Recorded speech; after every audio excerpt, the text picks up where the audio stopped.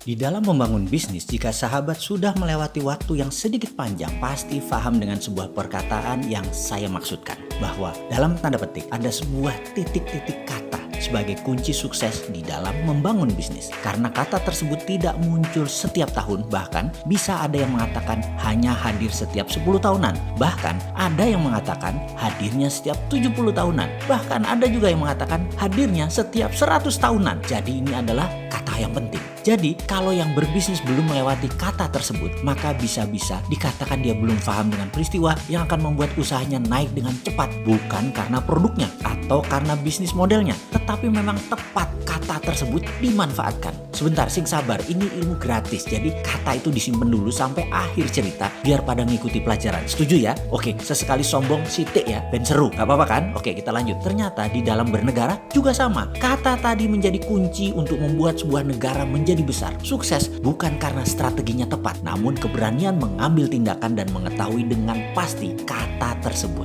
Jadi kembali sebentar ke persoalan bisnis. Bagi yang sedikit panjang mengetahui dan telah menjalankan usaha, pasti paham dengan kata yang akan saya maksudkan tersebut. Itulah mengapa pebisnis atau siapapun usahanya masih di bawah 3 tahunan, usahanya sering dikatakan masih greenfield, belum dikatakan brownfield. Seperti padi yang mulai berisi, yang warnanya mulai menguning kecoklatan, tanda matang. Kita semua tahu ada 5 hal penting di dalam bisnis yang secara acak kita harus dengan tepat memanfaatkan kelimanya, yaitu pendanaan atau funding, ide, model bisnis, timing, dan tim eksekusi. Jadi kalau ditanya sahabat semua, mana yang paling penting dari 5 faktor tersebut? Dan apa itu 5 elemen yang akan membawa kesuksesan? Sebuah review dari top 200 perusahaan di Forbes mendapatkan hasil survei sebagai berikut. Nomor 1, funding itu 10% nilainya. Model bisnis 18%. Ide bisnis 20%.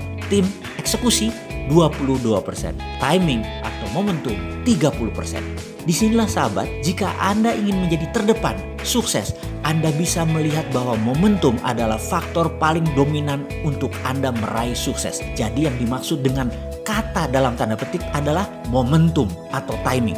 Begitu juga kembali lagi di dalam bernegara. Momentum yang ada saat ini yang terjadi di dunia tidak terjadi dalam kehidupan kita 2 kali, percaya. Bahkan ada yang meyakinkan bahwa peristiwa ini, versi Amerika loh ya, ada peristiwa ini, peristiwa yang hadir 70 tahunan sekali. Trump itu dianggap pahlawan oleh sekelompok manusia kuat. Lawannya Bilderberg sebagai jubile, sang pembebas, seperti Harry Truman 70 tahun yang lalu. Sehingga memungkinkan Trump menyerang Tiongkok, punya legitimasi yang membuat perang dagang dan perang-perang lainnya bisa berkelanjutan.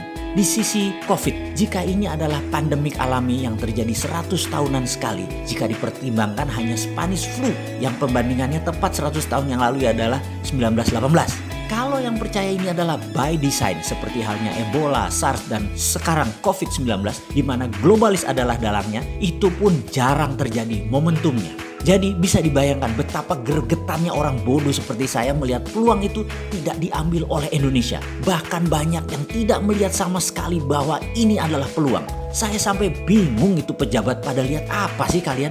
Itu politikus kok nggak melihat juga? Bahkan oposisi nggak melihat juga. Bahkan masyarakat generasi senior yang katanya banyak pengalaman, banyak juga yang nggak melihat apa-apa. Yang terakhir, generasi yang nggak suka baca, generasi micin, lebih nggak melihat lagi. Bayangkan, Tiongkok Amerika perang, dunia lagi dilanda COVID-19, sudah mendekati 15 juta manusia di dunia ini yang terpapar. Lalu ekonomi seluruh dunia slow down, IMF duitnya berkurang jauh. Lalu Departemen Keuangan dan Bank Sentral Indonesia lagi deket-deketnya lagi hubungannya. Lalu ada keputusan presiden saat ini, COVID, bencana nasional. Itu semua alasan untuk kita menjadi terbaik. Itulah momen yang ditunggu-tunggu. Keputusan atas nama penyelamatan bangsa atau survival of the nation, kita bisa lakukan dengan segera untuk bergerak cepat. Apa itu? Ganti pejabat semua dengan yang muda-muda termasuk Menteri Keuangan. Jenderal lapangannya dalam kondisi begini adalah Menteri Keuangan yang menurut saya sangat penting. Dan saat ini tidak cocok. Dia itu cocoknya untuk ekonomi lagi keadaan normal atau mungkin sedikit krisis. Tapi economic at war, beliau rasanya harus sudah diganti. Tiongkok saat ini lagi gak terlalu fokus dengan dunia luar. Di dalam negeri udah ada bencana. Begitu juga Amerika, di dalam negeri bencana, yaitu ada COVID. Di luar negeri juga mereka akan perang. Begitu juga IMF, begitu juga World Bank. Kita bisa melakukan apapun atas nama penyelamatan negara dan bangsa, atas nama survival of the nation. Gak usah mikirin lagi negara-negara luar itu. Negara lain, lembaga multinasional, gak bisa apa-apa kalau kita bergerak sekarang. Ayo sikat, cetak duit, kasih duit ke UKM, kasih pinjaman UKM tanpa bunga. 5 tahun balik utuh itu pasti. Stop impor dari Cina, stop impor dari seluruh dunia kecuali untuk barang produksi. Beli barang produksi dari manapun, pajaknya 0%. Gelontorkan 1.000 triliun per tahun untuk UKM produksi. Jangan kasih ke UKM dagang, jangan kasih ke UKM impor, jangan kasih ke barang-barang komersial. Utamakan sektor produktif pertanian. Misalnya kapal nelayan, bangun kesehatan, pangan, teknologi, olah mineral, bahan baku, permesinan, teknologi aplikasi, dan lain sebagainya. Momentum seperti saat ini gak kembali lagi dalam waktu yang lama. Saya, kalau sampai 1 tahun ini pemerintah tidak memanfaatkan, maka